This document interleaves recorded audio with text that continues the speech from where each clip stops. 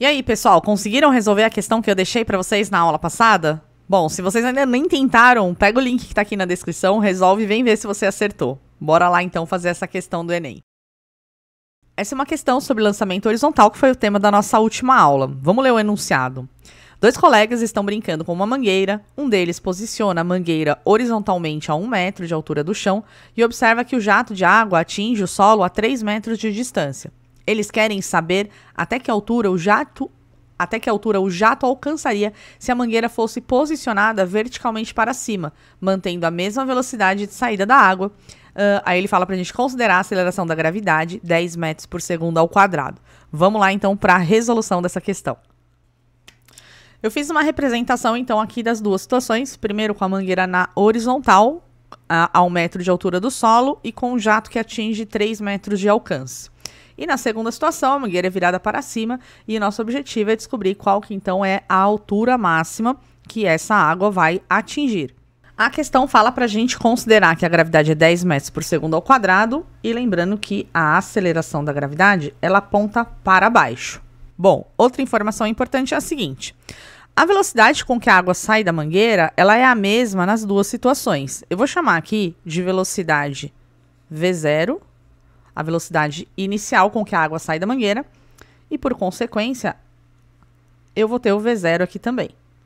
Como na situação 2, a água sobe, mas ela é freada pela ação da gravidade, então nós temos um movimento uniformemente variado. Então a gente precisa das equações do MOVE. Pode ser sorvetão, Voigt ou Torricelli. Porém, pessoal, como a gente quer achar a altura máxima e não temos informações sobre o tempo, a melhor saída é usar Torricelli. E para quem não se lembra, Torricelli é v quadrado, velocidade final, igual a velocidade inicial ao quadrado, mais 2 vezes a aceleração vezes o deslocamento. Bom, como a água sai com velocidade máxima e a gravidade vai parando a velocidade da água, chegando no ponto mais alto, a velocidade é 0, que é quando ela inicia o processo de queda. Então a gente pode colocar aqui que a velocidade final vale 0. Já a velocidade inicial eu não sei quanto vale, então vou deixar como V0. A aceleração é a aceleração da própria gravidade e observe o seguinte, como a velocidade está subindo e a aceleração aponta para baixo, então a aceleração está no sentido contrário, ou seja, ela dificulta esse movimento. Então eu vou colocar aqui um sinal de menos para aceleração. E o ΔS vai ser o quê? Vai ser a minha altura. Agora vamos arrumar isso daqui. 0, 2 positivo vezes menos 10, vai dar menos 20, vezes o H, menos 20H. Vou passar o 20H para o lado de lá. Como ele era negativo, ele passa positivo. E para deixar o H sozinho, eu vou pegar o 20, que está multiplicando o H, e passar dividindo. Para eu descobrir, então, a altura máxima, eu preciso da velocidade inicial. E aqui eu não vou conseguir achar. Porém, a gente já tinha visto que a velocidade inicial aqui é a mesma que a daqui. Então, vamos tentar achar por aqui. Lembrando que aqui a gente tem uma situação de lançamento horizontal, ou seja, eu tenho um movimento para frente, que é um movimento horizontal, descrito pela equação do movimento uniforme, e o movimento de queda da água, que é descrito pelas equações do MOVE. Vamos começar pelo movimento na horizontal. Então vamos lá, como a gente vai estar trabalhando com equações do MOVE, vamos usar a equação da velocidade média. Então a velocidade média, que no caso aqui eu chamei de V0, vai ser o ΔS. ΔS na horizontal é o ΔX, ou melhor, ΔSX, dividido pelo ΔT. Nós sabemos que o ΔSX, ele vale 3 metros. Porém, não sabemos quanto vale o ΔT. Então, vamos tentar buscar essa informação lá na vertical. Então, a gente estava analisando na horizontal, vamos para a vertical. Na vertical, a gente pode usar as equações do MOVE. Então, a gente tem, de novo, sorvetão, Voigt, Torricelli. Como eu quero achar o tempo, então não vou poder usar Torricelli. Eu fico entre Voigt e sorvetão. Mas para usar o Voigt, eu precisaria saber a velocidade final para eu conseguir achar o tempo. E eu não tenho essa informação. Então, bora de sorvetão. Prontinho, tá aqui a equação do sorvetão. Vamos fazer alguns ajustes já logo de cara. Bom, a velocidade inicial aqui, como a gente está trabalhando no movimento na vertical, é a velocidade na vertical. Então, observe aqui. O objeto sai da mangueira com velocidade apontando para frente. Essa velocidade inicial, ela é na horizontal. Qual que seria a velocidade de queda nesse instante? Vou chamar aqui a velocidade de queda de V0y. Nesse instante, a velocidade de queda, ela é 0. O objeto ainda não tem velocidade de queda, ele ainda não começou a cair. Ele só começa a cair no próximo instante.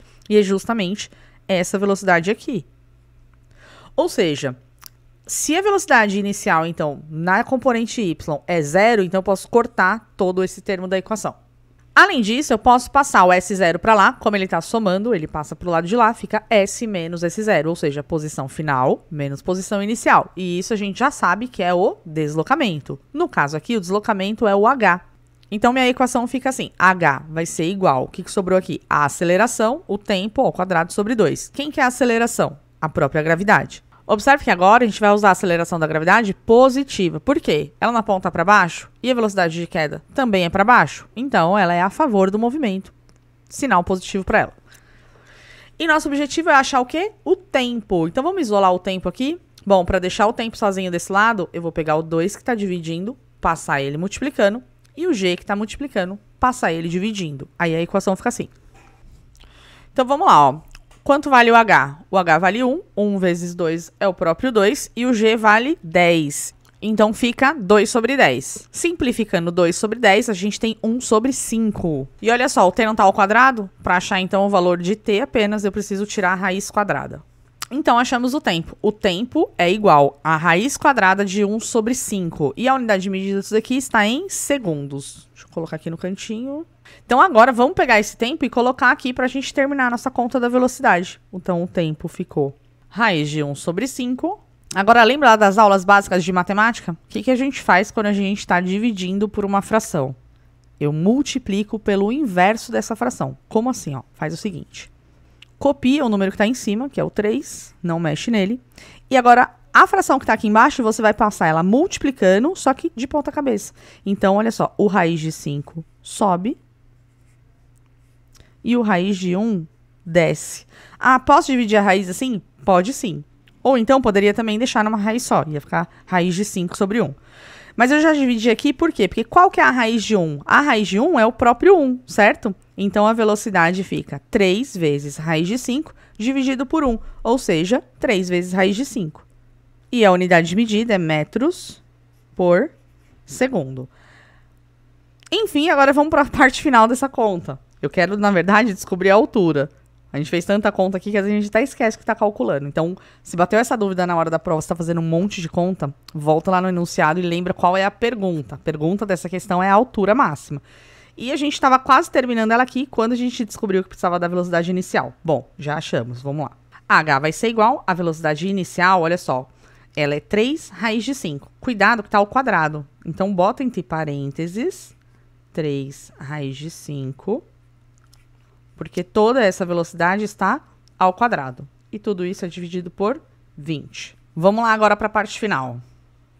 3 ao quadrado, 9. Raiz de 5 ao quadrado é 5. Dividido por 20. Aqui dá para simplificar, né? 5 com 20. Em cima fica 1. Embaixo fica 4. 9 vezes 1 é 9. Dividido por 4, isso vai dar 2,25. Então tá aqui a resolução detalhada e completinha dessa questão do Enem. O que vocês acharam? Muito difícil essa questão ou deu pra fazer? Deixa um like aqui nesse vídeo e comenta aqui pra eu ter noção se vocês estão gostando dessas aulas ou não. Bom, um grande abraço, pessoal, e tchau, tchau. Até a nossa próxima aula.